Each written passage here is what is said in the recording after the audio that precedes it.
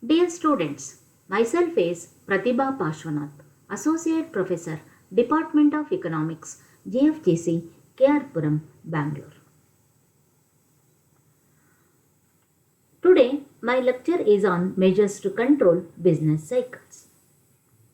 Dear students, it is a continuation of previous session. In my previous session, I explained about monetary measures to control business cycle. In this session, I am explaining about other measures to control business cycles, which are fiscal measures or fiscal policy, direct controls or physical controls, built-in stabilizers or automatic stabilizers, and then finally international measures. ವಿದ್ಯಾರ್ಥಿಗಳೇ, ಇದು ಈ ಒಂದು session ಹಿಂದಿನ ಸೆಷನ್ನ ಮುಂದುವರೆದ ಭಾಗವಾಗಿದೆ. ಹಿಂದಿನ ಸೆಷನ್ನಲ್ಲಿ ನಾನು ವ್ಯಾಪಾರಿ ಚಕ್ರಗಳನ್ನು ನಿಯಂತ್ರಿಸುವ ಅನೇಕ ಕ್ರಮಗಳಲ್ಲಿ ಹಣಕಾಸು ಕ್ರಮಗಳ ಬಗ್ಗೆ ವಿವರವಾಗಿ ವಿವರಣೆಯನ್ನು ನೀಡಿದ್ದೇನೆ. ಈ ಒಂದು ಸೆಷನ್ನಲ್ಲಿ ವ್ಯಾಪಾರಿ ಚಕ್ರವನ್ನು ನಿಯಂತ್ರಿಸುವ ಇತರ ಕ್ರಮಗಳಾದ ರಾಜ್ಯಕೋಶ ಕ್ರಮಗಳು ಅಥವಾ ರಾಜ್ಯಕೋಶ ನೀತಿ, ನೇರ ನಿಯಂತ್ರಣ ಕ್ರಮಗಳು, ಸ್ಥಿರಕಾರಕಗಳು ಅಥವಾ ಸ್ವಯಂಚಾಲಿತ ಸ್ಥಿರಕಾರಕಗಳನ್ನು ನಿರ್ಮಿಸುವಂತಹುದು ಮತ್ತು ಅಂತಾರಾಷ್ಟ್ರೀಯ ಕ್ರಮಗಳ ಬಗ್ಗೆ ವಿವರಣೆಯನ್ನು ನೀಡ್ತಾ ಇದ್ದೆ. The first one is that fiscal policy.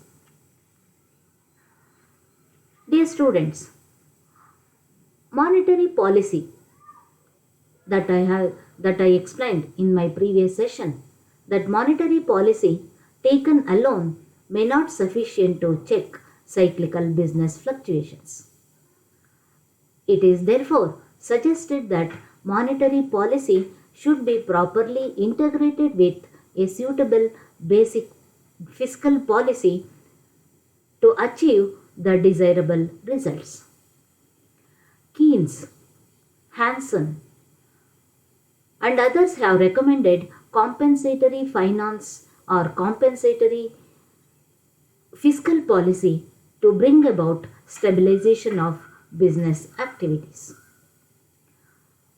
Therefore, fiscal policy is largely based on the ideas from J.M. Keynes, who argued that government could stabilize the business cycle and also regulate economic output. What is business? What is fiscal policy?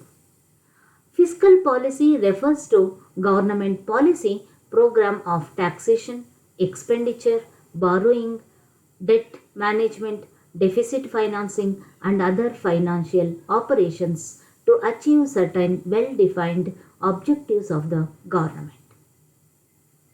Therefore, it is also called as a budgetary policy of the government. Monetary policy is made by the central bank to control the evil effects of trade cycle, but the budgetary policy is operated by the central government to control the evil effects of business cycles. Therefore, it is a sister strategy to monetary policy or twin measure, and also it is a parallel to the monetary policy which influences the money supply of a nation. Therefore, Professor Arthur Smith defines fiscal policy is a policy under which the government uses its expenditure and revenue programs to produce desirable effects and avoid undesirable effects on national income, production, and employment. These fiscal measures are highly effective for controlling excessive government expenditure, personal consumption expenditure, and private and public investment during boom period or inflationary trend. On the other side, they help increasing government expenditure, personal consumption expenditure, and private and public investment during deflationary trend. ವಿದ್ಯಾರ್ಥಿಗಳೇ, ವ್ಯಾಪಾರಿ ಚಕ್ರದ ಏರಿಳಿತಗಳನ್ನು ನಿಯಂತ್ರಿಸುವುದಕ್ಕೆ ಕೇವಲ ಹಣಕಾಸು ನೀತಿಯೊಂದೇ ಸಾಕಾಗೋದಿಲ್ಲ. ಈ ಹಣಕಾಸು ನೀತಿಯೊಂದಿಗೆ ಸೂಕ್ತವಾದಂತಹ ರಾಜ್ಯಕೋಶ ನೀತಿಯನ್ನು ಸಮರ್ಪಕವಾಗಿ ಸಂಯೋಜಿಸಬೇಕಾಗಿದೆ. Keynes, Hanson ಮತ್ತಿತರ ಅರ್ಥಶಾಸ್ತ್ರಜ್ಞರು ಹೇಳುವಂತೆ ವ್ಯಾಪಾರಿ ಚಕ್ರಗಳಲ್ಲಾಗುವ ಏರಿಳಿತಗಳಲ್ಲಿ ಸ್ಥಿರತೆಯನ್ನು ಸಾಧಿಸಲು ಹಣಕಾಸು ನೀತಿಗೆ ಸಮಾನವಾಗಿ ಸರಿದೂಗಿಸುವಂತಹ ರಾಜ್ಯಕೋಶ ನೀತಿಯನ್ನು ಅವರು ಶಿಫಾರಸು ಮಾಡಿದ್ದಾರೆ. ಆದ್ದರಿಂದ ರಾಜ್ಯಕೋಶ ನೀತಿಯು ಜೆ.ಎಂ. ಕೇನ್ಸ್ ರವರಿಂದ ಪ್ರತಿಪಾದಿಸಲ್ಪಟ್ಟಂತಹ ಕಲ್ಪನೆಯಾಗಿದೆ. ಅವರ ಪ್ರಕಾರ ವ್ಯಾಪಾರಿ ಚಕ್ರಗಳನ್ನು ಸ್ಥಿರತೆಗೊಳಿಸಬೇಕು ಮತ್ತು ಆರ್ಥಿಕ ಉತ್ಪನ್ನವನ್ನು ನಿಯಂತ್ರಿಸಬೇಕಾಗಿದೆ. ಅದಕ್ಕಾಗಿ ರಾಜ್ಯಕೋಶ ನೀತಿಯ ಅವಶ್ಯಕತೆ ಇದೆ. ಅಂದಹಾಗೆ ರಾಜ್ಯಕೋಶ ನೀತಿ ಅಂತಂದ್ರೆ ಏನು? ರಾಜ್ಯಕೋಶ ನೀತಿಯು ಸರಕಾರದ ಕೆಲವು ಉತ್ತಮ ಉದ್ದೇಶಗಳನ್ನು ಸಾಧಿಸಲು ತೆರಿಗೆ, ವೆಚ್ಚ, ಸಾಲ ನಿರ್ವಹಣೆ, ಕೊರತೆ ಹಣಕಾಸು ಮತ್ತು ಇತರ ಹಣಕಾಸು ಕಾರ್ಯಾಚರಣೆಗಳ ಸರಕಾರದ ನೀತಿ ಕಾರ್ಯಕ್ರಮಗಳನ್ನು ಅದು ಸೂಚಿಸುತ್ತದೆ. ಇದನ್ನು ಸರಕಾರದ ಬಜೆಟ್ ನೀತಿ ಎಂದು ಕೂಡ ಕರೆಯಲಾಗ್ತದೆ. ಈ ರಾಜ್ಯಕೋಶ ನೀತಿಯು ಹಣಕಾಸು ಕ್ರಮಕ್ಕೆ ಒಂದು ಅವಳಿ ಕ್ರಮವಾಗಿದ್ದು, ಹಣಕಾಸು ನೀತಿಗೆ ಸಮಾನಾಂತರವಾಗಿ ದೇಶದ ಹಣದ ಪೂರೈಕೆಯ ಮೇಲೆ ಅದು ಪರಿಣಾಮವನ್ನು ಬೀರ್ತದೆ. ಪ್ರೊಫೆಸರ್ ಆರ್ಥರ್ ಸ್ಮಿತ್ ರವರ ಪ್ರಕಾರ ರಾಜ್ಯಕೋಶ ನೀತಿ ಅಂತಂದರೆ ಅಪೇಕ್ಷಣೀಯ ಅಥವಾ ಅನುಕೂಲಕರ ಪರಿಣಾಮಗಳನ್ನು ಉಂಟು ಮಾಡಲು ಮತ್ತು ರಾಷ್ಟ್ರೀಯ ಆದಾಯ, ಉತ್ಪಾದನೆ ಮತ್ತು ಉದ್ಯೋಗದ ಮೇಲೆ ಅನಪೇಕ್ಷಿತ ಪರಿಣಾಮಗಳನ್ನು ತಪ್ಪಿಸಲು ವೆಚ್ಚ ಮತ್ತು ಆದಾಯದ ಕಾರ್ಯಕ್ರಮಗಳನ್ನು ಸರಕಾರ ಬಳಸುವಂತಹ ಒಂದು ನೀತಿಯಾಗಿದೆ ಎಂಬುದಾಗಿ ಅವರು ವ್ಯಾಖ್ಯಾನವನ್ನು ನೀಡಿದ್ದಾರೆ. ಈ ಮಿತಿಮೀರಿದಂತಹ ಸಮೃದ್ಧಿ ಅಥವಾ ವಿಸ್ತರಣೆಯ ಸಮಯದಲ್ಲಿ ಸರಕಾರ ಅತಿಯಾದಂತಹ ವೆಚ್ಚವನ್ನು ಮಾಡೋದಾಗಲಿ ಅಥವಾ ವೈಯಕ್ತಿಕ ಬಳಕೆ ಅಥವಾ ಖರ್ಚು ಆಗಿರಬಹುದು ಮತ್ತು ಖಾಸಗಿ ಮತ್ತು ಸಾರ್ವಜನಿಕ ಹೂಡಿಕೆಯನ್ನು ನಿಯಂತ್ರಿಸಲು ರಾಜ್ಯಕೋಶ ಕ್ರಮಗಳು ಹೆಚ್ಚು ಪರಿಣಾಮಕಾರಿಯಾಗಿವೆ. ಹಾಗೆಯೇ ಮತ್ತೊಂದು ಕಡೆ ಮುಗ್ಗಟ್ಟಿನ ಸಮಯದಲ್ಲಿ ಸರಕಾರದ ವೆಚ್ಚ, ವೈಯಕ್ತಿಕ ಬಳಕೆಯ ವೆಚ್ಚ ಮತ್ತು ಖಾಸಗಿ ಮತ್ತು ಸಾರ್ವಜನಿಕ ಹೂಡಿಕೆಯನ್ನು ಹೆಚ್ಚಿಸಲು ಕೂಡ ಈ ಒಂದು ರಾಜ್ಯಕೋಶ ನೀತಿ ಸಹಾಯವನ್ನು ಮಾಡ್ತದೆ. Dear students, what are such fiscal measures which are undertaken by the government, central government, to control the boom period? The central government uses various types of fiscal measures like budgetary policy, taxation policy, expenditure policy, and then debt policy to check upswing and downswing of business cycles. The first one is that prepare and present surplus budget which reduces the government expenditure and public debt. This is related to deficit, that is budgetary policy. So here it prepare and present surplus budget. In the budget there are three types, that is surplus budget, deficit budget, and then balanced budget. What is that surplus budget? Here revenue is greater than expenditure. Government revenue is greater than expenditure. In the deficit budget, expenditure is greater than revenue. And in the balanced budget, expenditure is equal to revenue. During boom period, the objective is to control the unnecessary expenditure of the government, to control inflationary trend. Therefore, it prepare and present the surplus budget where the revenue is greater than the expenditure, which reduces the government expenditure and also public debt. And another one is that related to tax policy. Increase in the existing tax rate to reduce the marginal propensity to consume and unnecessary demand for goods and services. If the existing taxes are increased, which reduces the consumption capacity, that is marginal propensity to consume, consume and unnecessary demand for goods and services. And then another one is that related to tax policy is imposing heavy taxes on the business profit, that is corporate profits, to discourage private investment. And then another taxation policy is introduction of new taxes and bring more people under the umbrella of tax system. All these taxation policy controls the consumers' purchasing power, because most of their income, because of taxation policy, most of their income has to be diverted in the form of, that is paid to the government in the form of tax. And then related to expenditure policy, reduction in the volume of public expenditure by reducing public works program. That is public work program like expenditure on basic infrastructure, and then unnecessary expenditure on various that is construction of roads, canals, parks, and then education, health, and then other infrastructural facilities. Unnecessary expenditure should be reduced during boom period to control the inflationary trend. And then another one is that more internal borrowings and less external borrowing. It is strongly typed, it is less external borrowings related to debt policy. So it increase the internal borrowing and reduce the external borrowings. And then another one is that control over quantity of deficit financing. What is that deficit financing? Deficit financing means generation of funds to finance the deficit which results from excess of expenditure over revenue. The gap being covered by the borrowings from the public, by the sale of bonds, or by printing new money.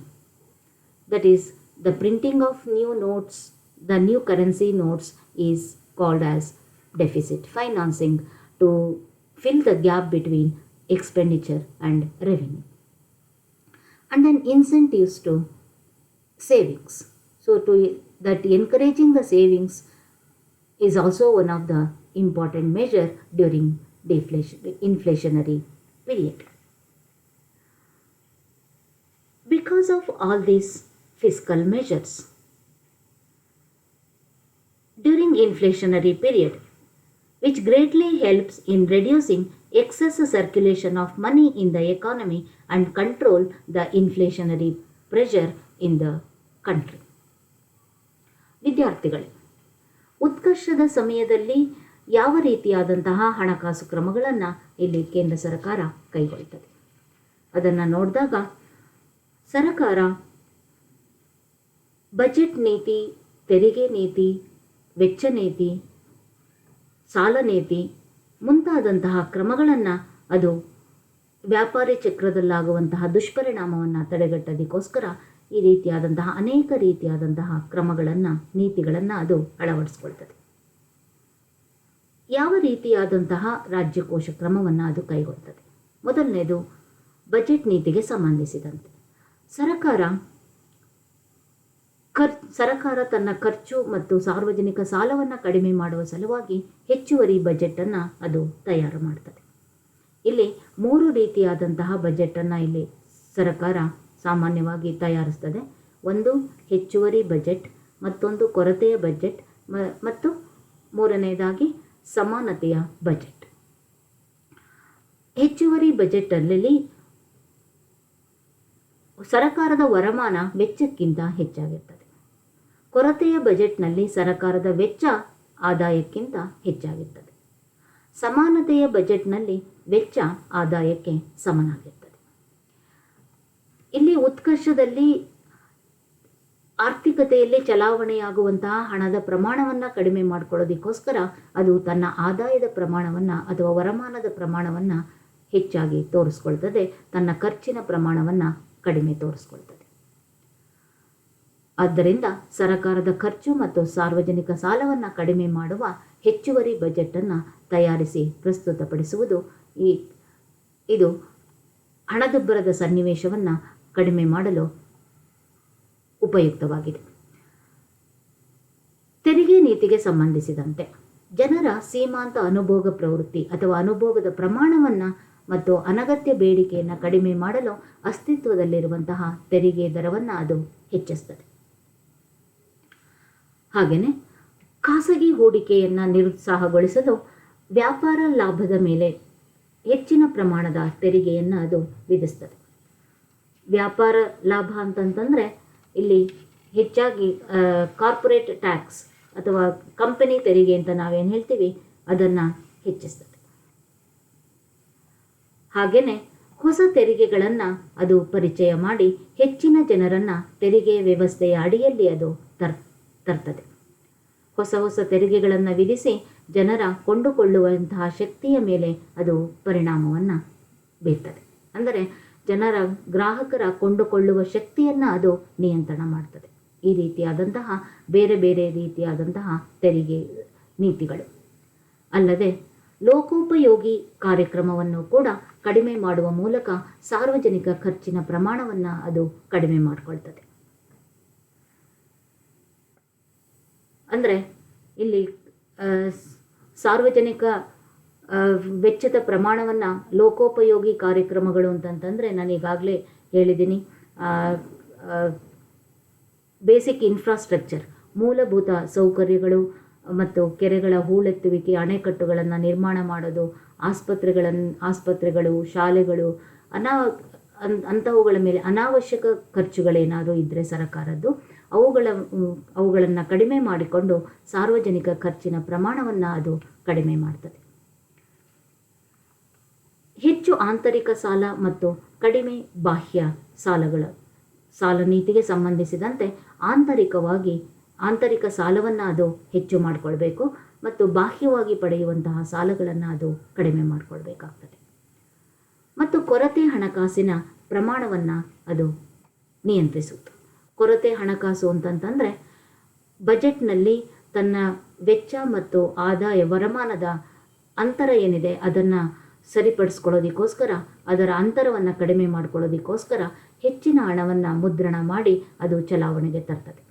ಅಂತಹ ಹಣದುಬ್ಬರದ ಸಮಯದಲ್ಲಿ ಈ ಒಂದು ಕೊರತೆ ಹಣಕಾಸು ಹೆಚ್ಚುವರಿ ಹಣದ ಮುದ್ರಣ ಮಾಡಿ ಏನು ಚಲಾವಣೆಗೆ ತರ್ತದೆ ಅದರ ಪ್ರಮಾಣವನ್ನು ಕಡಿಮೆ ಮಾಡೋದ್ರಿಂದ ಇಲ್ಲಿ ಹಣದುಬ್ಬರದ ಸನ್ನಿವೇಶಗಳನ್ನು ನಿಯಂತ್ರಣ ಮಾಡೋದಕ್ಕೆ ಸಾಧ್ಯ ಆಗ್ತದೆ. ಮತ್ತು ಜನರಲ್ಲಿ ಉಳಿತಾಯಕ್ಕೆ ಅದು ಪ್ರೋತ್ಸಾಹವನ್ನು ನೀಡ್ತದೆ.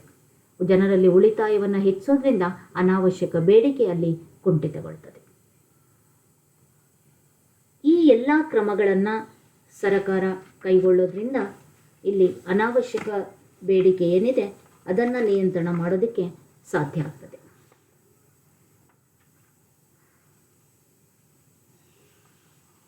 ಇಂತಹ ರಾಜ್ಯಕೋಶ ನೀತಿ ಕ್ರಮಗಳು ಆರ್ಥಿಕತೆಯಲ್ಲಿ ಹಣದ ಪೂರೈಕೆ ಅಥವಾ ಅತಿಪ್ರಸರಣವನ್ನು ಕಡಿಮೆ ಮಾಡಿ ದೇಶದಲ್ಲಿ ಹಣದುಬ್ಬರದ ಒತ್ತಡವನ್ನು ನಿಯಂತ್ರಿಸಲು ಈ ಎಲ್ಲ ರಾಜ್ಯಕೋಶ ನೀತಿ ಕ್ರಮಗಳು ಉಪಯುಕ್ತವಾಗಿವೆ. And what are the measures taken by the central government during depression period? The fiscal measures taken by the government during depression period. That is, the opposite measures which are taken by the government during depression period, that is opposite measures opposite measures during depression are taken which they were taken during the economic boom period. That is, It prepare and present deficit budget which provide greater scope for huge public expenditure and reduce taxes. So in the during boom period, the government prepare and present surplus budget, but here it prepare and present deficit budget. As I said, deficit budget is in this case that is expenditure. Government expenditure is greater than its revenue. So to come out from this depression period, that is it prepare and present deficit budget where the expenditure is greater than its revenue, then it provide greater scope for huge public expenditure and also at the same time it reduces the tax. And this is related to budgetary policy. And then another one is that reduction of tax rate, which is related to taxation policy of the government. Reduction of tax rate which increases marginal propensity to consume for goods and services, which in turn increases the induced investment and employment in the economy.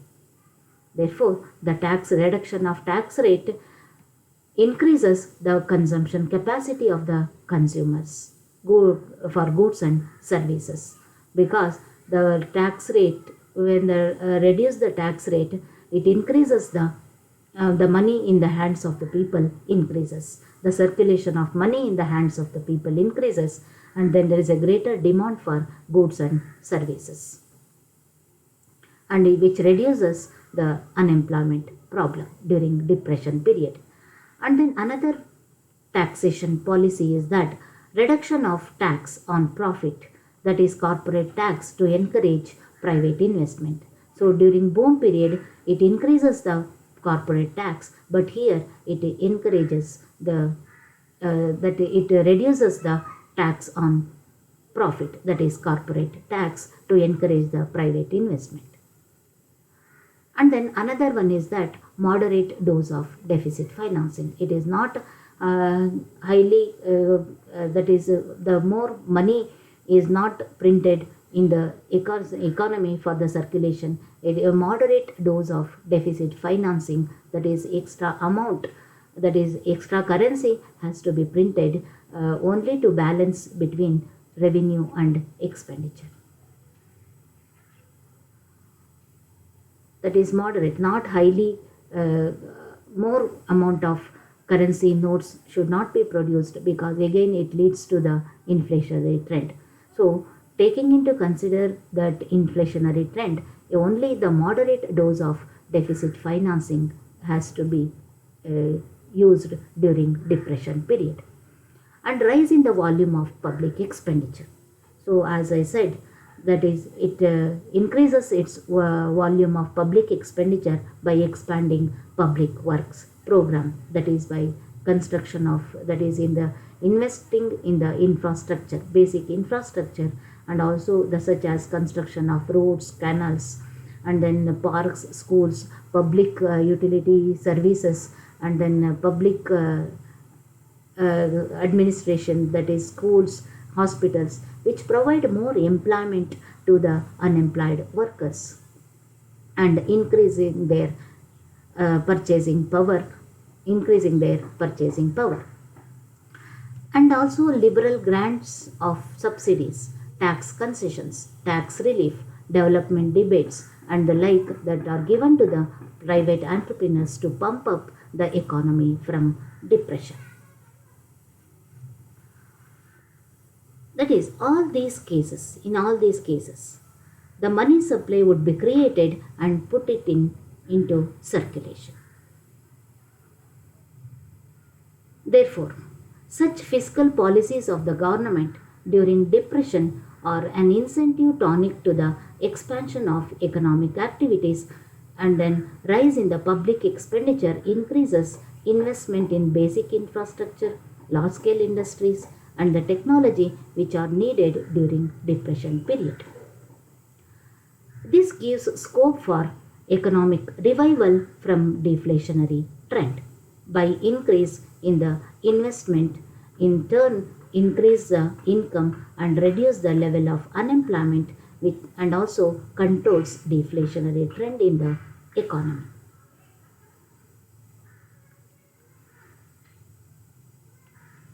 This fiscal policy is a powerful instrument of economic stabilization. And this fiscal policy of the government generate additional purchasing power during depression and contracts purchasing power during expansion and helps to stabilize in the economy from evil effects of extreme trade cycle phases. Therefore, the fiscal policy is considered as a powerful instrument of economic stabilization. ವಿದ್ಯಾರ್ಥಿಗಳೇ, ಮುಗ್ಗಟ್ಟಿನ ಸಮಯದಲ್ಲಿ ಸರ್ಕಾರ ಯಾವ ರೀತಿಯಾದಂತಹ ರಾಜ್ಯಕೋಶ ನೀತಿಯನ್ನು ಕ್ರಮಗಳನ್ನು ಕೈಗೊಳ್ತದೆ ಅವುಗಳನ್ನು ನಾವು ನೋಡೋದಾದರೆ, ಅಂದರೆ ಏನು ಆರ್ಥಿಕ ಶೃಂಗದ ಸಮಯದಲ್ಲಿ, ಸಮೃದ್ಧಿಯ ಸಮಯದಲ್ಲಿ ಏನು ಕ್ರಮಗಳನ್ನು ಕೈಗೊಳ್ತದೆ ಅದಕ್ಕೆ ವಿರುದ್ಧವಾಗಿ ಇಲ್ಲಿ ಕ್ರಮಗಳನ್ನು ಕೈಗೊಳ್ತದೆ. ಮುಗ್ಗಟ್ಟಿನ ಸಮಯದಲ್ಲಿ ಸರ್ಕಾರ ಬೃಹತ್ ಸಾರ್ವಜನಿಕ ವೆಚ್ಚಕ್ಕೆ ಹೆಚ್ಚಿನ ಅವಕಾಶವನ್ನು ಒದಗಿಸುವ ಮತ್ತು ತೆರಿಗೆಗಳನ್ನು ಕಡಿಮೆ ಮಾಡುವ ಕೊರತೆ ಬಜೆಟನ್ನು ತಯಾರಿಸಿ ಪ್ರಸ್ತುತಪಡಿಸ್ತದೆ. ಕೊರತೆ ಬಜೆಟನ್ನು ಎಂದ್ರೇನು ಅನ್ನೋದನ್ನು ನಾನು ಆಗಲೇ ಹೇಳಿದ್ದೀನಿ. ಅಂದರೆ ಇಲ್ಲಿ ವೆಚ್ಚ ಆದಾಯಕ್ಕಿಂತ ಹೆಚ್ಚಾಗಿರುವಂತಹ ಬಜೆಟ್. ಆರ್ಥಿಕ ಮುಗ್ಗಟ್ಟಿನ ಸಮಯದಲ್ಲಿ ಚಲಾವಣೆಯಾಗುವಂತಹ ಹಣದ ಪ್ರಮಾಣವನ್ನು ಹೆಚ್ಚಿಸಬೇಕು ಅಂತಂತಂದರೆ ಸರ್ಕಾರದ ಸಾರ್ವಜನಿಕ ವೆಚ್ಚ ಹೆಚ್ಚಾಗಬೇಕು. ಈ ಸಾರ್ವಜನಿಕ ವೆಚ್ಚ ಹೆಚ್ಚಾಗಬೇಕು ಅಂತಂತಂದರೆ ಇಲ್ಲಿ ಕೊರತೆಯ ಬಜೆಟನ್ನು, ವೆಚ್ಚವನ್ನು ತೋರಿಸುವಂತಹ ಕೊರತೆ ಬಜೆಟನ್ನು ಇಲ್ಲಿ ನಿರ್ಮಾಣ ಮಾಡಬೇಕಾಗ್ತದೆ. ಅದರಿಂದ ಸಾರ್ವಜನಿಕ ವೆಚ್ಚಕ್ಕೆ ಹೆಚ್ಚು ಅವಕಾಶವನ್ನು ಒದಗಿಸಿಕೊಡುವಂತಹದ್ದು ಮತ್ತು ತೆರಿಗೆಗಳ ಪ್ರಮಾಣವನ್ನು ಕಡಿಮೆ ಮಾಡುವಂತಹ ಕೊರತೆ ಬಜೆಟನ್ನು ತಯಾರಿಸಿ ಪ್ರಸ್ತುತಪಡಿಸ್ತದೆ. ಇದು ಬಜೆಟ್ ನೀತಿಗೆ ಸಂಬಂಧಪಟ್ಟದ್ದು. ಇನ್ನು ತೆರಿಗೆ ನೀತಿಗಳಿಗೆ ಸಂಬಂಧಪಟ್ಟಂತೆ ಸರಕು ಮತ್ತು ಸೇವೆಗಳಿಗೆ ಸೀಮಾಂತ ಅನುಭೋಗ ಪ್ರವೃತ್ತಿಯನ್ನು ಹೆಚ್ಚಿಸುವ ತೆರಿಗೆ ದರದ ಕಡಿತದ ನೀತಿಯನ್ನು ಅದು ಅನುಸರಿಸ್ತದೆ. ಇದರಿಂದ ಪ್ರೇರೇಪಿತ ಹೂಡಿಕೆ ಮತ್ತು ಉದ್ಯೋಗಾವಕಾಶಗಳಲ್ಲಿ ಹೆಚ್ಚಳವಾಗ್ತದೆ. ಜೊತೆಗೆ ಖಾಸಗಿ ಹೂಡಿಕೆಯನ್ನು ಉತ್ತೇಜಿಸಲು ಲಾಭದ ಮೇಲಿನ ತೆರಿಗೆಯನ್ನು ಕೂಡ ಅದು ಕಡಿಮೆ ಮಾಡ್ತದೆ. ಅಂದರೆ ಕಾರ್ಪೊರೇಟ್ ತೆರಿಗೆ ಅಂತ ನಾವೇನು ಹೇಳ್ತೀವಿ, ಅದರ ಪ್ರಮಾಣವನ್ನು ಕೂಡ ಕಡಿಮೆ ಮಾಡಿ ಖಾಸಗಿ ಹೂಡಿಕೆಗೆ ಅದು ಉತ್ತೇಜನವನ್ನು ಕೊಡ್ತದೆ. ಇದರಿಂದ ಉದ್ಯೋಗಾವಕಾಶಗಳು ಹೆಚ್ಚಾಗ್ತದೆ. ಮಧ್ಯಮ ಪ್ರಮಾಣದಲ್ಲಿ ಕೊರತೆ ಹಣಕಾಸಿನ ಪೂರೈಕೆ. ನಾನೀಗಾಗಲೇ ಹೇಳಿದೆ, ಕೊರತೆ ಹಣಕಾಸು ಅಂತಂತಂದರೆ ವೆಚ್ಚ ಮತ್ತು ಆದಾಯದ ಅಂತರವನ್ನು ಸರಿಪಡಿಸ್ಕೊಳ್ಳೋದಕ್ಕೆ ಹೆಚ್ಚುವರಿ ಹಣದ ಮುದ್ರಣ, ಕರೆನ್ಸಿ ನೋಟುಗಳ ಮುದ್ರಣವಾಗಿದೆ. ಮಧ್ಯಮ ಪ್ರಮಾಣದಲ್ಲಿ ಈ ಕೊರತೆ ಹಣಕಾಸನ್ನು ಪೂರೈಕೆ ಮಾಡೋದ್ರಿಂದ ಜನರಲ್ಲಿ ಚಲಾವಣೆಯಾಗುವಂತಹ ಹಣದ ಪ್ರಮಾಣವನ್ನು ಹೆಚ್ಚಿಸಿ ಸರಕು ಮತ್ತು ಸೇವೆಗಳ ಬೇಡಿಕೆಯನ್ನು ಹೆಚ್ಚಿಸೋದ್ರ ಮೂಲಕ ಇಲ್ಲಿ ಮುಗ್ಗಟ್ಟಿನ ಸನ್ನಿವೇಶದಿಂದ ಹೊರಬರೋದಕ್ಕೆ ಸಾಧ್ಯ ಆಗ್ತದೆ. ಇದಲ್ಲದೆ ಆಂತರಿಕ ಸಾಲಗಳಲ್ಲಿ ಕಡಿಮೆ ಮಾಡೋದು ಮತ್ತು ಬಾಹ್ಯ ಸಾಲಗಳನ್ನು ಹೆಚ್ಚಿಸುವಂಥದ್ದು. ಇದು ಸಾಲ ನೀತಿಗೆ ಸಂಬಂಧಪಟ್ಟದ್ದಾಗಿದೆ. ಇನ್ನು ಸಾರ್ವಜನಿಕ ವೆಚ್ಚಕ್ಕೆ ಸಂಬಂಧಿಸಿದಂತೆ ಸಾರ್ವಜನಿಕ ವೆಚ್ಚದ ಪ್ರಮಾಣದಲ್ಲಿ ಅದು ಹೆಚ್ಚಿಸಬೇಕಾಗ್ತದೆ. ಅಂದರೆ ಇಲ್ಲಿ ಸಾರ್ವಜನಿಕ ಕಾರ್ಯಕ್ರಮಗಳನ್ನು ಅದು ವಿಸ್ತರಣೆ ಮಾಡೋದ್ರ ಮೂಲಕ, ಅಂದರೆ ನಾನೀಗಾಗಲೇ ಹೇಳ್ದೇನೆ, ರಸ್ತೆಗಳು, ಕೆನಾಲ್ಗಳು, ಉದ್ಯಾನವನಗಳು, ಅಣೆಕಟ್ಟು ನಿರ್ಮಾಣ, ಕೆರೆಗಳ ಹೂಳೆತ್ತುವಿಕೆ, ಶಾಲೆಗಳು, ಆಸ್ಪತ್ರೆಗಳ ನಿರ್ಮಾಣ, ಇವೆಲ್ಲವುಗಳನ್ನು ಏನು ಮೂಲಭೂತ ಅವಶ್ಯಕತೆಗಳಿದ್ದಾವೆ ಅವುಗಳೆಲ್ಲದರ ಮೇಲೆ ವೆಚ್ಚವನ್ನು ಹೆಚ್ಚಿಸೋದ್ರ ಮೂಲಕ ಜನರ ಆರ್ಥಿಕತೆಯಲ್ಲಿ ಉದ್ಯೋಗಾವಕಾಶಗಳನ್ನು ನಿರುದ್ಯೋಗಿಗಳಿಗೆ ಒದಗಿಸುವುದರಿಂದ ಜನರ ಕೊಂಡುಕೊಳ್ಳುವಂತಹ ಶಕ್ತಿ ಹೆಚ್ಚಾಗ್ತದೆ. ಇದರ ಜೊತೆಗೆ ಆರ್ಥಿಕ ಮುಗ್ಗಟ್ಟಿನಿಂದ ಹೊರಬರೋದಕ್ಕೆ ಖಾಸಗಿ ಉದ್ಯಮಿಗಳಿಗೆ ನೀಡಲಾಗುವಂತಹ ಸಬ್ಸಿಡಿಗಳು, ತೆರಿಗೆ ರಿಯಾಯಿತಿಗಳು, ತೆರಿಗೆ ಪರಿಹಾರ ಮುಂತಾದವುಗಳ ಉದಾರ ಅನುದಾನವನ್ನು ಅದು ಒದಗಿಸಿಕೊಡ್ತದೆ. ಈ ಎಲ್ಲ ಕ್ರಮಗಳಿಂದ ಆರ್ಥಿಕತೆಯಲ್ಲಿ ಹೆಚ್ಚು ಹಣದ ಪೂರೈಕೆಯಾಗಿ ಚಲಾವಣೆಯಲ್ಲಿರ್ತದೆ. ಆದ್ದರಿಂದ ಮುಗ್ಗಟ್ಟಿನ ಸಮಯದಲ್ಲಿ ಸರ್ಕಾರ ಇಂತಹ ರಾಜ್ಯಕೋಶ ನೀತಿಗಳ ಆರ್ಥಿಕ ಚಟುವಟಿಕೆಗಳ ವಿಸ್ತರಣೆಗೆ ಪ್ರೋತ್ಸಾಹದಾಯಕವಾಗಿದೆ. ಮತ್ತು ಈ ರೀತಿಯ ವೆಚ್ಚದಲ್ಲಿನ ಏರಿಕೆ ಮೂಲಸೌಕರ್ಯ, ಬೃಹತ್ ಪ್ರಮಾಣದ ಕೈಗಾರಿಕೆಗಳು ಮತ್ತು ಮುಗ್ಗಟ್ಟಿನ ಸಮಯದಲ್ಲಿ ಅಗತ್ಯವಿರುವ ತಂತ್ರಜ್ಞಾನದಲ್ಲಿ ಹೂಡಿಕೆಯನ್ನು ಇದು ಹೆಚ್ಚಿಸ್ತದೆ. ಇಂತಹ ಹೂಡಿಕೆಯ ಹೆಚ್ಚಳದಿಂದ ಆರ್ಥಿಕ ಪುನರುಜ್ಜೀವನಕ್ಕೆ ಅದು ಅವಕಾಶವನ್ನು ಮಾಡಿಕೊಡ್ತದೆ ಮತ್ತು ಆರ್ಥಿಕತೆಯಲ್ಲಿ ಆದಾಯದ ಪ್ರಮಾಣವನ್ನು ಕೂಡ ಹೆಚ್ಚಿಸ್ತದೆ. ಇದರ ಪರಿಣಾಮವಾಗಿ ಹಣದುಬ್ಬರವಿಳಿತ ಅಥವಾ ಮುಗ್ಗಟ್ಟಿನ ಸನ್ನಿವೇಶಗಳೇನಿದೆ ಅದನ್ನು ನಿಯಂತ್ರಿಸುವಲ್ಲಿ ಇದು ಪ್ರಮುಖವಾದಂತಹ ಪಾತ್ರವನ್ನು ವಹಿಸ್ತದೆ. ಅದರಿಂದ ಈ ರಾಜ್ಯಕೋಶ ನೀತಿ ಏನಿದೆ ಅದು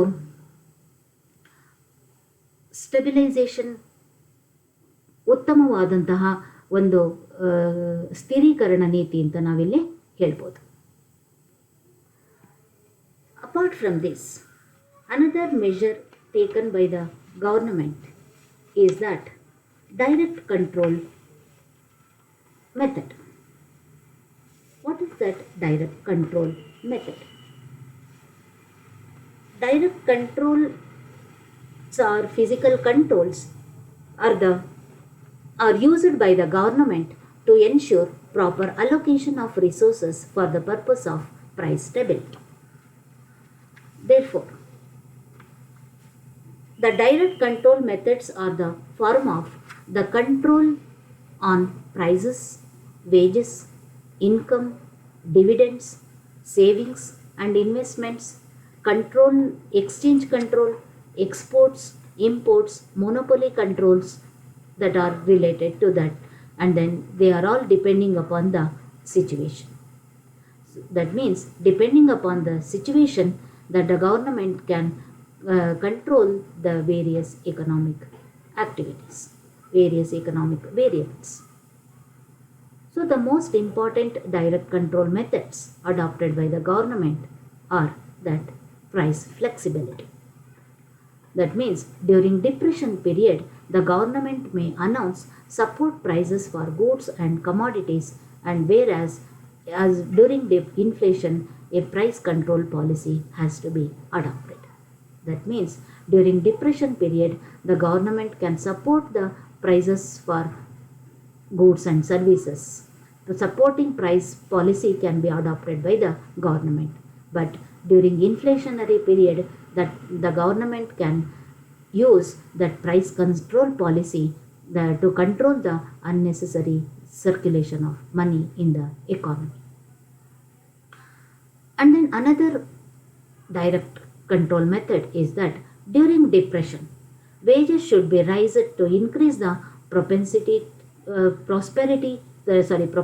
to consume and reduce unemployment problem. That is, it is wrongly typed. That is, propensity to consume. During depression, that wages should be raised to increase the propensity to consume and reduce unemployment problem.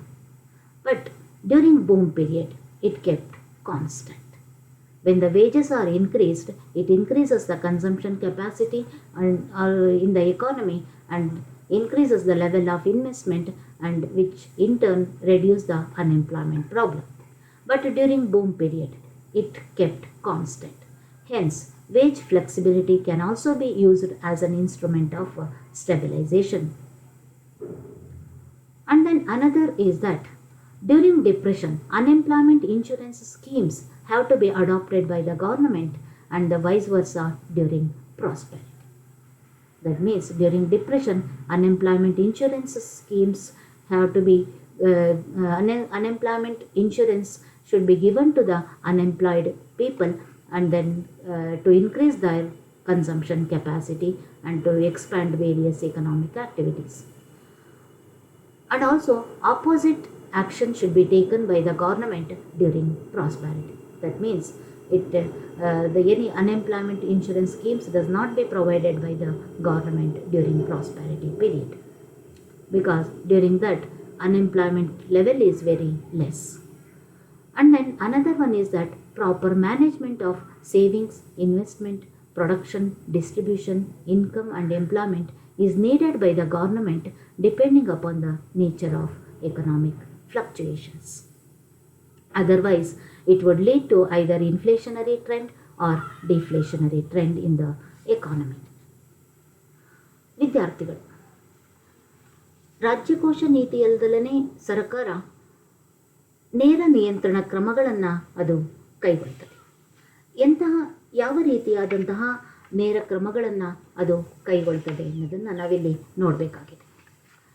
ಅಂತಹ ನೇರ ನಿಯಂತ್ರಣ ಕ್ರಮಗಳು ಅಂತಂತಂದರೆ, ಬೆಲೆ ಸ್ಥಿರತೆಯ ಉದ್ದೇಶಕ್ಕಾಗಿ ಸಂಪನ್ಮೂಲಗಳ ಸರಿಯಾದ ಹಂಚಿಕೆಯನ್ನು ಖಚಿತಪಡಿಸಿಕೊಳ್ಳೋದಕ್ಕೋಸ್ಕರ ಸರ್ಕಾರ ಈ ನೇರ ನಿಯಂತ್ರಣ ಅಥವಾ ಭೌತಿಕ ನಿಯಂತ್ರಣ ಕ್ರಮಗಳನ್ನು ಅದು ಅನುಸರಿಸ್ತದೆ ಅಥವಾ ಬಳಸ್ತದೆ ಅಂತ ನಾವಿಲ್ಲಿ ಹೇಳ್ಬೋದು. ಈ ನೇರ ನಿಯಂತ್ರಣ ವಿಧಾನಗಳು ಆರ್ಥಿಕ ಪರಿಸ್ಥಿತಿಗೆ ಅನುಗುಣವಾಗಿ ಬೆಲೆಗಳು, ವೇತನಗಳು, ಆದಾಯ, ಲಾಭಾಂಶಗಳು, ಉಳಿತಾಯ, ಹೂಡಿಕೆಗಳು, ವಿನಿಮಯ ನಿಯಂತ್ರಣ, ರಫ್ತು, ಆಮದು, ಏಕಸ್ವಾಮ್ಯ ನಿಯಂತ್ರಣ ಮುಂತಾದವುಗಳ ಮೇಲಿನ ನಿಯಂತ್ರಣ ರೂಪದಲ್ಲಿರ್ತದೆ. ಅಂತಹ ನೇರ ನಿಯಂತ್ರಣ ಕ್ರಮಗಳು ಅಂತಂತಂದರೆ, ಮೊದಲನೇದಾಗಿ ಬೆಂಬಲ ಬೆಲೆ ನೀತಿಗೆ ಸಂಬಂಧಪಟ್ಟಂತೆ, ಅಂದರೆ ಬೆಲೆಯಲ್ಲಿ ಹೊಂದಾಣಿಕೆ ಅಥವಾ ಬೆಲೆಯಲ್ಲಿ ನಮ್ಯತೆ ಅಂತಲೂ ಕೂಡ ನಾವು ಅದನ್ನು ಹೇಳ್ಬೋದು. ಸರ್ಕಾರ ಮುಗ್ಗಟ್ಟಿನ ಸಮಯದಲ್ಲಿ ಸರಕು ಮತ್ತು ಸೇವೆಗಳಿಗೆ ಅದು ಬೆಂಬಲ ಬೆಲೆಗಳನ್ನು ಘೋಷಿಸಬಹುದು. ಏಕೆಂತಂದರೆ ಇಲ್ಲಿ ಜನರಿಗೆ ಏನು ಮುಗ್ಗಟ್ಟಿನ ಸಮಯದಲ್ಲಿ ಬೆಲೆಗಳು ಕಡಿಮೆಯಾಗಿರ್ತದೆ, ಅದಕ್ಕೋಸ್ಕರ ಅವರ ಆದಾಯದ ಪ್ರಮಾಣವನ್ನು ಹೆಚ್ಚಿಸೋದಕ್ಕೋಸ್ಕರ ಬೆಂಬಲ ಬೆಲೆ ನೀತಿಯನ್ನು ಅದು ಘೋಷಿಸ್ತದೆ. ಆದರೆ ಹಣದುಬ್ಬರದ ಸಮಯದಲ್ಲಿ ಅದು ಬೆಲೆ ನಿಯಂತ್ರಣ ನೀತಿಯನ್ನು ಅಳವಡಿಸ್ಕೊಳ್ತದೆ. ಮತ್ತೊಂದು ಕ್ರಮ ಅಂತಂದರೆ ವೇತನದಲ್ಲಿ ಹೊಂದಾಣಿಕೆ ಅಥವಾ ವೇತನದಲ್ಲಿ ನಮ್ಯತೆ, ಉದಾರ ವೇತನ ನೀತಿ ಅಂತಲೂ ಕೂಡ ನಾವು ಅದನ್ನು ಹೇಳ್ಬೋದು. ಸರ್ಕಾರ ಮುಗ್ಗಟ್ಟಿನ ಸಮಯದಲ್ಲಿ ಸಮೃದ್ಧಿಯನ್ನು ಹೆಚ್ಚಿಸಲು ಮತ್ತು ನಿರುದ್ಯೋಗದ ಸಮಸ್ಯೆಯನ್ನು ಕಡಿಮೆ ಮಾಡಲು ವೇತನವನ್ನು ಅದು ಹೆಚ್ಚಿಸ್ತದೆ. ಆದರೆ ಉತ್ಕರ್ಷದ ಅವಧಿಯಲ್ಲಿ ಅದು ಸ್ಥಿರವಾಗಿರ್ತದೆ. ವೇತನವನ್ನು ಹೆಚ್ಚಿಸೋದ್ರಿಂದ ಜನರಲ್ಲಿ ಅನುಭೋಗದ ಸಾಮರ್ಥ್ಯ ಹೆಚ್ಚಾಗಿ ವಸ್ತುಗಳಿಗಿರುವಂತಹ ಬೇಡಿಕೆ ಹೆಚ್ಚಾಗೋದ್ರಿಂದ ಅಲ್ಲಿ ಹೂಡಿಕೆಯ ಪ್ರಮಾಣ ಹೆಚ್ಚಾಗಿ ಅದು ನಿರುದ್ಯೋಗದ ಸಮಸ್ಯೆಯನ್ನು ನಿವಾರಣೆ ಮಾಡ್ತದೆ. ಆದರೆ ಉತ್ಕರ್ಷದ ಅವಧಿಯಲ್ಲಿ ಈ ಒಂದು ವೇತನವನ್ನು ಸ್ಥಿರವಾಗಿರಿಸಲಾಗ್ತದೆ. ಆದ್ದರಿಂದ ವೇತನ ನಮ್ಯತೆ ಕೂಡ ಸ್ಥಿರೀಕರಣದ ಸಾಧನವಾಗಿ ಬಳಕೆ ಮಾಡಿಕೊಳ್ಳಲಾಗ್ತದೆ. ಅಲ್ಲದೆ ಮುಗ್ಗಟ್ಟಿನ ಸಮಯದಲ್ಲಿ ನಿರುದ್ಯೋಗ ವಿಮಾ ಯೋಜನೆಗಳನ್ನು ನಿರುದ್ಯೋಗಿಗಳಿಗೆ ಸರ್ಕಾರ ಒದಗಿಸಿಕೊಟ್ಟರೆ, ಸಮೃದ್ಧಿಯ ಸಮಯದಲ್ಲಿ ಇದಕ್ಕೆ ಪ್ರತಿಯಾಗಿ ನಿರುದ್ಯೋಗ ವಿಮಾ ಯೋಜನೆಗಳನ್ನು ಕಡಿತಗೊಳ್ತದೆ. ಏಕೆಂತಂದರೆ ಇಲ್ಲಿ ಸಮೃದ್ಧಿಯ ಸಮಯದಲ್ಲಿ ನಿರುದ್ಯೋಗದ ಪ್ರಮಾಣ ಕಡಿಮೆ ಇರ್ತದೆ, ಆದರೆ ಮುಗ್ಗಟ್ಟಿನ ಸಮಯದಲ್ಲಿ ನಿರುದ್ಯೋಗದ ಪ್ರಮಾಣ ಹೆಚ್ಚಾಗಿರ್ತದೆ.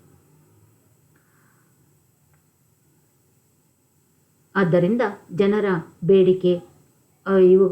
ಬೇಡಿಕೆಯ ಪ್ರಮಾಣ, ಅನುಭೋಗ ಸಾಮರ್ಥ್ಯ ಎಲ್ಲವನ್ನು ಹೆಚ್ಚಿಸೋದಕ್ಕೋಸ್ಕರ ಮುಗ್ಗಟ್ಟಿನ ಸಮಯದಲ್ಲಿ ನಿರುದ್ಯೋಗ ವಿಮಾ ಯೋಜನೆಗಳನ್ನು ಸರ್ಕಾರ ಅನುಷ್ಠಾನಕ್ಕೆ ತರ್ತದೆ. ಅಲ್ಲದೆ ಆರ್ಥಿಕ ಏರಿಳಿತದ ಸ್ವರೂಪವನ್ನು ಅವಲಂಬಿಸಿ ಉಳಿತಾಯ, ಹೂಡಿಕೆ, ಉತ್ಪಾದನೆ, ಆದಾಯ ವಿತರಣೆ ಹಾಗೂ ಉದ್ಯೋಗದ ಸರಿಯಾದಂತಹ ನಿರ್ವಹಣೆ ಸರ್ಕಾರಕ್ಕೆ ಅತ್ಯಗತ್ಯವಾಗಿರ್ತದೆ. ಇಲ್ಲದಿದ್ದರೆ ಅದು ಹಣದುಬ್ಬರದ ಸನ್ನಿವೇಶ ಅಥವಾ ಮುಗ್ಗಟ್ಟಿನ ಸನ್ನಿವೇಶಗಳಿಗೆ ಅದು ಕಾರಣವಾಗಬಹುದು. Dear students, one more measure taken by the government. It's not a compulsory, it is a compulsory measure, but automatic measure taken by the government to come out from the depression, to come out from the fluctuations of various economic activities, and also to control the evil effects of business cycles. What is that built-in stabilizers or automatic stabilizers?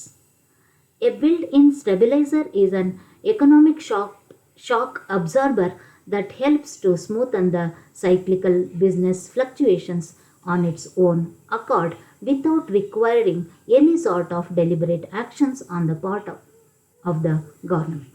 It is not a deliberate action of the government. It is only an automatic stabilizing policy by the government. For example, unemployment relief, progressive taxation system, and the like measures are taken by the government. There are two important measures taken to control that is evil effect of business cycles. That is, one is progressive taxation and another one is unemployment insurance scheme. Due to progressive income tax, the higher income people pay more taxes to the government, and thus their expenditure would be checked during upswing. During downswing, tax percentage is low and people would pay less tax to the government, leaving more funds available to the people for their spend to increase their spending activities. And then another one is that unemployment insurance scheme. During the period of prosperity, there is hardly less unemployment. The government does not pay unemployment allowances to the unemployed persons. Hence, money accumulates with the government. On the other hand, during the period of depression, government pays out unemployment allowances to unemployed persons, thereby making available more money to the people. Thus, consumers' buying power is strengthened and then recessionary pressures are tempered. Therefore, these two measures, that is progressive taxation and unemployment insurance scheme, these automatic stabilizers have played a key role in USA during the recession that was occurred after World War II.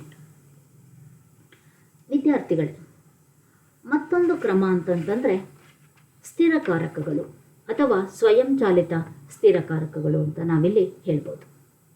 ಸ್ಥಿರಕಾರಕಗಳು ಎನ್ನುವುದು ಆರ್ಥಿಕತೆಯನ್ನು ಹೀರಿಕೊಳ್ಳುವ ಆಘಾತವಾಗಿದ್ದು, ಇದು ಸರಕಾರದ ಕಡೆಯಿಂದ ಯಾವುದೇ ರೀತಿಯ ಉದ್ದೇಶಪೂರ್ವಕವಾದಂತಹ ಕ್ರಮ ಆಗಿರೋದಿಲ್ಲ. ಆದರೆ ಅದು ತನ್ನಷ್ಟಕ್ಕೆ ತಾನೇ ಆಟೋಮೆಟಿಕ್ ಅಂತ ನಾವೇನು ಹೇಳ್ತೀವಿ, ಸ್ವಯಂಚಾಲಿತವಾಗಿ ಆವರ್ತ ವ್ಯವಹಾರಗಳ ಏರಿಳಿತಗಳನ್ನು ಸುಗಮಗೊಳಿಸೋದಕ್ಕೆ ಈ ಒಂದು ಕ್ರಮ ಸಹಾಯವನ್ನು ಮಾಡ್ತದೆ. ಉದಾಹರಣೆಗೆ ಪ್ರಗತಿಪರ ತೆರಿಗೆ ನೀತಿ ಮತ್ತು ನಿರುದ್ಯೋಗ ಪರಿಹಾರ. ಸಾಮಾನ್ಯವಾಗಿ ಪ್ರಗತಿಪರ ತೆರಿಗೆಯಿಂದಾಗಿ ಹೆಚ್ಚಿನ ಆದಾಯದ ಜನರು ಸರಕಾರಕ್ಕೆ ಹೆಚ್ಚಿನ ತೆರಿಗೆಯನ್ನು ಅವರು ಪಾವತಿ ಮಾಡ್ತಾರೆ. ಆದ್ದರಿಂದ ಅವರ ವೆಚ್ಚವನ್ನು, ಅವರ ಅನಾವಶ್ಯಕ ವೆಚ್ಚವನ್ನು ಇಲ್ಲೇನು ಮಾಡ್ಬೋದಾಗಿದೆ, ಕಡಿಮೆ ಮಾಡ್ಬೋದಾಗಿದೆ. ಮತ್ತು ಸಮೃದ್ಧಿಯ ಸಮಯದಲ್ಲಿ ಅದನ್ನು ಪರಿಶೀಲಿಸಲಾಗ್ತದೆ. ಅಂದರೆ ಸಮೃದ್ಧಿಯ ಸಮಯದಲ್ಲಿ ಅದರ ಅಂದರೆ ಸಮೃದ್ಧಿಯ ಸಮಯದಲ್ಲಿ ಅದು ಪ್ರಗತಿಪರ ತೆರಿಗೆಯ ಪ್ರಮಾಣವನ್ನು ಹೆಚ್ಚಿಸಲಾಗ್ತದೆ. ಆದರೆ ಇಳಿಕೆಯ ಸಮಯದಲ್ಲಿ ಶೇಕಡಾವಾರು ತೆರಿಗೆಯ ಪ್ರಮಾಣ ಕಡಿಮೆ ಇರುವುದರಿಂದ ಕಡಿಮೆ ತೆರಿಗೆಯನ್ನು ಅವರು ಪಾವತಿಸ್ತಾರೆ. ಇದರಿಂದ ಜನರಿಗೆ ಖರ್ಚು ಮಾಡಲು ಹೆಚ್ಚಿನ ಹಣ ಲಭ್ಯವಾಗುವುದರಿಂದ ಇಲ್ಲಿ ಏನು ನಿರುದ್ಯೋಗದ ಸಮಸ್ಯೆ ಇದೆ ಅಥವಾ ಆರ್ಥಿಕತೆಯ ಮುಗ್ಗಟ್ಟಿನ ಸಮಸ್ಯೆ ಏನಿದೆ ಅದರಿಂದ ಹೊರಬರೋದಕ್ಕೆ ಸಾಧ್ಯ ಆಗ್ತದೆ. ಈ ರೀತಿಯದ್ದಾಗಿ ಸರ್ಕಾರ ಕ್ರಮವನ್ನು ಕೈಗೊಳ್ಳುತ್ತದೆ. ಅದೇ ರೀತಿ ಸಮೃದ್ಧಿಯ ಅವಧಿಯಲ್ಲಿ ನಿರುದ್ಯೋಗ ಕಡಿಮೆ ಇರುವುದರಿಂದ ನಿರುದ್ಯೋಗಿಗಳಿಗೆ ಸರ್ಕಾರ ನಿರುದ್ಯೋಗ ಭತ್ಯೆಯನ್ನು ಅದು ನೀಡೋದಿಲ್ಲ. ಆದ್ದರಿಂದ ಸರ್ಕಾರದಲ್ಲಿ ಹಣ ಸಂಗ್ರಹವಾಗ್ತದೆ. ಆದರೆ ಮುಗ್ಗಟ್ಟಿನ ಅವಧಿಯಲ್ಲಿ ನಿರುದ್ಯೋಗಿಗಳಿಗೆ ಸರ್ಕಾರ ನಿರುದ್ಯೋಗ ಭತ್ಯೆಯನ್ನು ಅದು ಪಾವತಿಸ್ತದೆ.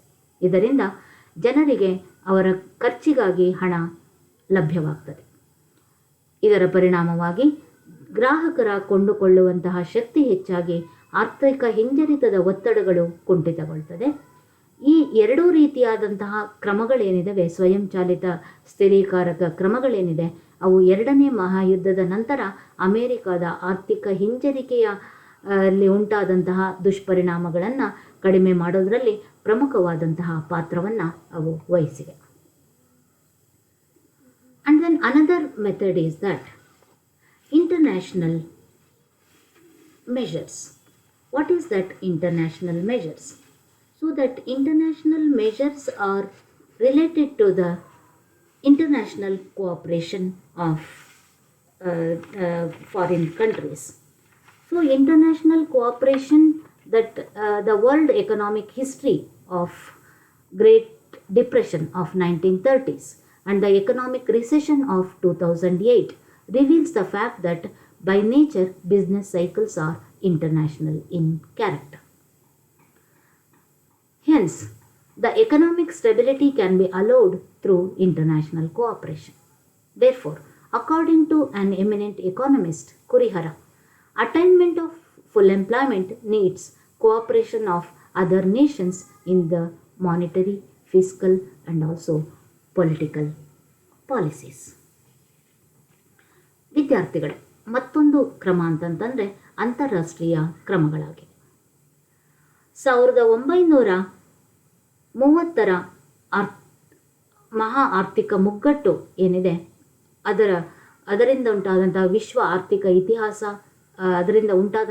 ಆರ್ಥಿಕ ಇತಿಹಾಸ ಏನಿದೆ ಅದು ಮತ್ತು 2008ರ ಆರ್ಥಿಕ ಹಿಂಜರಿತ ಸ್ವಭಾವತಃ ವ್ಯಾಪಾರಿ ಚಕ್ರಗಳು ಅಂತಾರಾಷ್ಟ್ರೀಯ ಸ್ವರೂಪದ್ದಾಗಿವೆ ಎಂಬ ಅಂಶವನ್ನು ಅದು ಬಹಿರಂಗಪಡಿಸಿದೆ. ಆದ್ದರಿಂದ ಈ ವ್ಯಾಪಾರಿ ಚಕ್ರಗಳು ಅದರಲ್ಲಿ ಬಂಡವಾಳಶಾಹಿ ಅರ್ಥವ್ಯವಸ್ಥೆಯ ಪ್ರಮುಖ ಲಕ್ಷಣ ಅನ್ನೋದನ್ನು ಕೂಡ ಇದು ತಿಳಿಸ್ತದೆ. ಆದ್ದರಿಂದ ಪ್ರಖ್ಯಾತ ಅರ್ಥಶಾಸ್ತ್ರಜ್ಞ ಕುರಿಹಾರರವರ ಪ್ರಕಾರ ಪೂರ್ಣೋದ್ಯೋಗವನ್ನು ನಾವಿಲ್ಲಿ ಸಾಧನೆ ಮಾಡಬೇಕು ಅಂತಂತಂದರೆ ವಿತ್ತೀಯ ಅಥವಾ ಹಣಕಾಸಿನ ಹಾಗೆಯೇ ರಾಜ್ಯಕೋಶ ನೀತಿ ಮತ್ತು ರಾಜಕೀಯ ನೀತಿಗಳಲ್ಲಿ ಇತರ ರಾಷ್ಟ್ರಗಳ ಸಹಕಾರ ಅಗತ್ಯವಿದೆ ಎಂಬುದನ್ನು ಇದು ವ್ಯಕ್ತಪಡಿಸುತ್ತದೆ. What is the evaluation of this stabilisation policies which play a very important role in stabilizing the various economic fluctuations. Among the various instruments of stabilization policy, that is monetary measures, fiscal measures, direct control, built-in stabilizers or automatic stabilizers, and international measures. Among these various instruments of stabilization policy, no single method is sufficient to control cyclical fluctuations. Therefore, all methods should be used simultaneously. This is because monetary policy is easy to apply but less effective, while fiscal policy measures and direct controls are difficult to operate but they are more effective. Therefore, as I said earlier, both monetary and fiscal measures are sister strategies and also twin measures through which the central bank can manage a nation's money supply and controls the evil effects of trade cycles. Since cyclical fluctuations are inherent characteristic of capitalistic economy, they cannot be eliminated completely. Some fluctuations may be beneficial for economic growth and some may be undesirable. Therefore, stabilization policy should be like that. It is in such a way that which control undesirable fluctuations. We can conclude with J.M. Keynes' statement. The right remedy for the business cycles is not to be found in complete abolition of booms and thus keeping us permanently in a semi-slump, but it lies in abolishing slumps and thus keeping us permanently in a quasi-boom, which implies that impossibility of realization of economic stability in the capitalistic economy. But whatever it is, to control the evil effects of business cycles, the monetary measures, fiscal measures, direct controls, automatic stabilizers, and international cooperations all play a very important role in stabilizing the economic fluctuations in the economy. ವಿದ್ಯಾರ್ಥಿಗಳೇ, ಈ ಎಲ್ಲ ವ್ಯಾಪಾರಿ ಚಕ್ರಗಳನ್ನು ನಿಯಂತ್ರಿಸುವ ಕ್ರಮಗಳನ್ನು ನಾವು ವಿಶ್ಲೇಷಣೆ ಮಾಡಿದ ನಂತರ ಅದಕ್ಕೆ ಸಂಬಂಧಿಸಿದಂತೆ ಏನು ಅಂತಿಮ ತೀರ್ಮಾನವನ್ನು ನಾವಿಲ್ಲಿ ಹೇಳ್ಬೋದು. ಈ ಸ್ಥಿರೀಕರಣ ನೀತಿಯ ವಿವಿಧ ಸಾಧನಗಳಲ್ಲಿ ವ್ಯಾಪಾರಿ ಚಕ್ರದ ಏರಿಳಿತಗಳನ್ನು ನಿಯಂತ್ರಿಸಲು ಯಾವುದೇ ಒಂದು ವಿಧಾನ ಸಾಕಾಗೋದಿಲ್ಲ ಅನ್ನೋದು ನಮಗೆ ಗೊತ್ತಾಗ್ತದೆ. ಆದ್ದರಿಂದ ಎಲ್ಲ ವಿಧಾನಗಳನ್ನು ಏಕಕಾಲದಲ್ಲಿ ಬಳಕೆ ಮಾಡಿಕೊಳ್ಬೇಕು. ಏಕೆಂದರೆ ಹಣಕಾಸಿನ ನೀತಿಯನ್ನು ಅನ್ವಯಿಸುವುದು ಸುಲಭ, ಆದರೆ ಅದು ಕಡಿಮೆ ಪರಿಣಾಮಕಾರಿ. ಆದರೆ ರಾಜ್ಯಕೋಶ ನೀತಿ ಮತ್ತು ನೇರ ನಿಯಂತ್ರಣ ಕ್ರಮಗಳು ಕಾರ್ಯನಿರ್ವಹಿಸುವುದು ಕಷ್ಟ, ಅವುಗಳನ್ನು ನಿಯಂತ್ರಿಸುವುದು ಕಷ್ಟ, ಆದರೆ ಅವು ಹೆಚ್ಚು ಪರಿಣಾಮಕಾರಿಯಾಗಿರ್ತವೆ. ಆದ್ದರಿಂದ ಈ ಮೊದಲೇ ಹೇಳಿದಂತೆ ಹಣಕಾಸು ಮತ್ತು ರಾಜ್ಯಕೋಶ ಕ್ರಮಗಳು ಒಂದು ರೀತಿಯ ಅಕ್ಕ ತಂಗಿಯ ಸಂಬಂಧವನ್ನು ಹೊಂದಿದಂತಹ ಕ್ರಮಗಳಾಗಿದ್ದು, ಇವುಗಳ ಮೂಲಕ ಕೇಂದ್ರ ಬ್ಯಾಂಕ್ ದೇಶದ ಹಣದ ಪೂರೈಕೆಯನ್ನು ಅದು ನಿರ್ವಹಿಸ್ತದೆ. ಹಾಗೆಯೇ ಆವರ್ತಕ ಏರಿಳಿತಗಳು ಬಂಡವಾಳಶಾಹಿ ಅರ್ಥವ್ಯವಸ್ಥೆಯ ಅಂತರ್ಗತ ಲಕ್ಷಣವಾಗಿದೆ ಅನ್ನೋದು ನಮಗೆ ತಿಳಿದಿರುವಂತಹ ವಿಷಯ. ಅವುಗಳನ್ನು ನಾವು ಸಂಪೂರ್ಣವಾಗಿ ಅಲ್ಲಗಳೆಯಲಾಗೋದಿಲ್ಲ. ಕೆಲವು ಏರಿಳಿತಗಳು ಆರ್ಥಿಕ ಬೆಳವಣಿಗೆಗೆ ಪ್ರಯೋಜನಕಾರಿಯಾಗಿದ್ದರೆ, ಇನ್ನು ಕೆಲವು ಏರಿಳಿತಗಳು ಅನಪೇಕ್ಷಿತವಾಗಿರ್ತವೆ. ಆದ್ದರಿಂದ ಈ ಸ್ಥಿರೀಕರಣ ನೀತಿಯ ಅಳವಡಿಸಿಕೊಳ್ಳುವಂತಹ ಸ್ಥಿರೀಕರಣ ನೀತಿ ಈ ಅನಪೇಕ್ಷಿತವಾದಂತಹ ಏರಿಳಿತಗಳನ್ನು ನಿಯಂತ್ರಿಸುವಂತಹ ನಿಟ್ಟಿನಲ್ಲಿ ಇರಬೇಕು.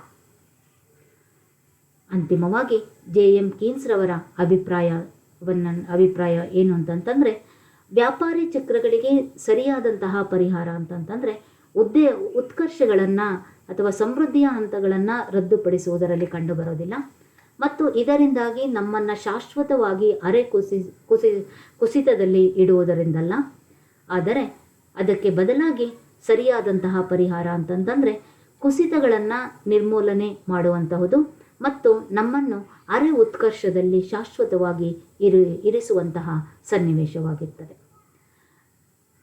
ಇದರಿಂದ ನಮಗೆ ತಿಳಿಯೋದೇನು ಅಂತಂತಂದರೆ, ಬಂಡವಾಳಶಾಹಿ ರಾಷ್ಟ್ರಗಳಲ್ಲಿ ಆರ್ಥಿಕ ಸ್ಥಿರತೆ ಅಸಾಧ್ಯತೆ ಎನ್ನುವ ಅಂಶವನ್ನು ಇದು ಸೂಚಿಸ್ತದೆ.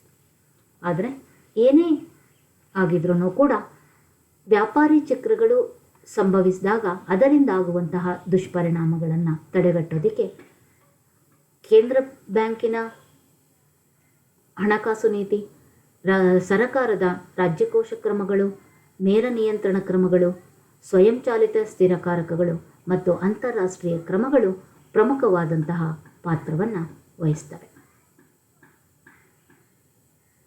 Dear students, after listening this video, as usual, you go through the study material which is available both Kannada and English language, and also answer to the MCQ questions. To get much more knowledge about these various measures taken to control the business cycles, or to get much more knowledge about this, you can refer these following books. That is Modern Economic Theory by KPM Sundaram, Business Decisions by K. Ramachandra, myself Pratibha Pashwanath and Chandrasekhara, Managerial Economics by M.M. Gupta, Business Economics by R. Sharma, Nirvana Arthashastra and Nirvana Arthashastra by Prabhakara Shishila and H.R. Krishnamurthy. Kannada books are available to get much more knowledge. Thank you students. Thank you one and all.